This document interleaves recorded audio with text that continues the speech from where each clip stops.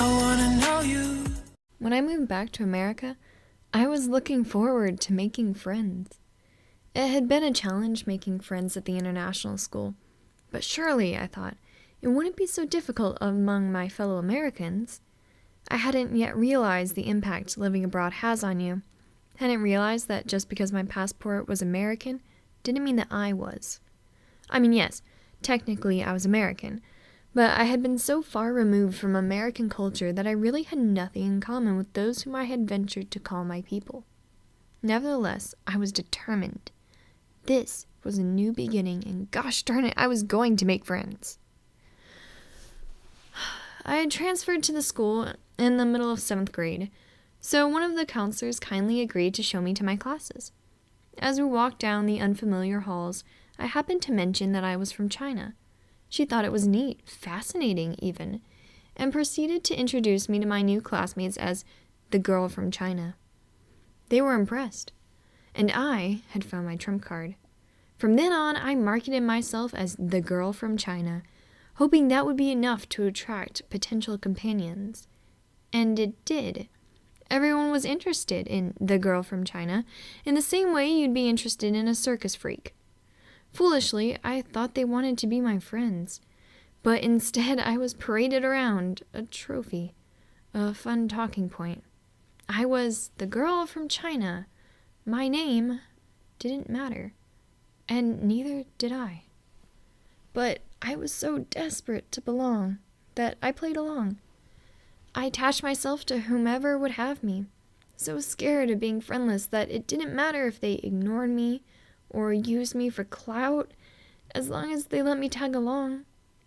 I thought they were doing me a favor.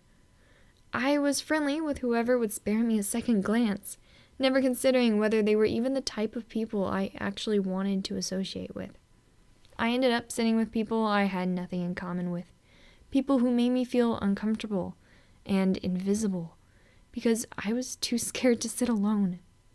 So there I was, the girl from China, following around whoever would tolerate me, and even when I knew they didn't care a bit about me, I was still too loyal to leave. Then one day, during PE class, I was standing on the soccer field with a group who called themselves my friends.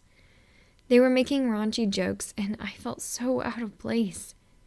I wanted to change the topic, but my efforts were fruitless, and I didn't feel confident enough to just ask them straight out to stop.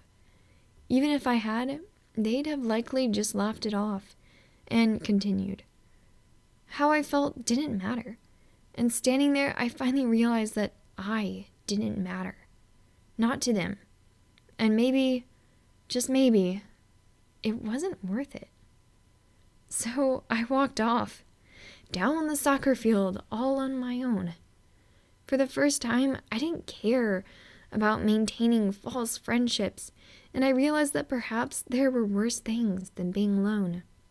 On my own, I felt a bit pathetic and sad, but free and brave too. And most importantly, I felt like I was worth something. I was better than someone's circus freak. I was more than just some token talking point. I was done at being someone else's shadow. From then on, my own shadow was more than enough company.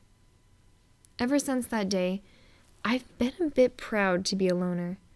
I've grown more confident in myself, and don't need a group to feel complete.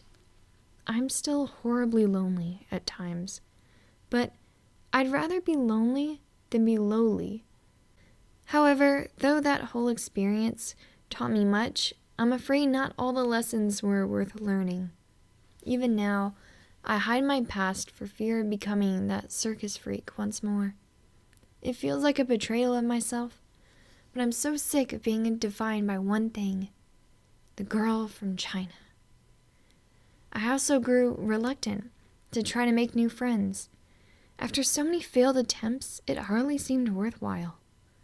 Obviously, that's foolishness speaking, but unfortunately, it's my reality.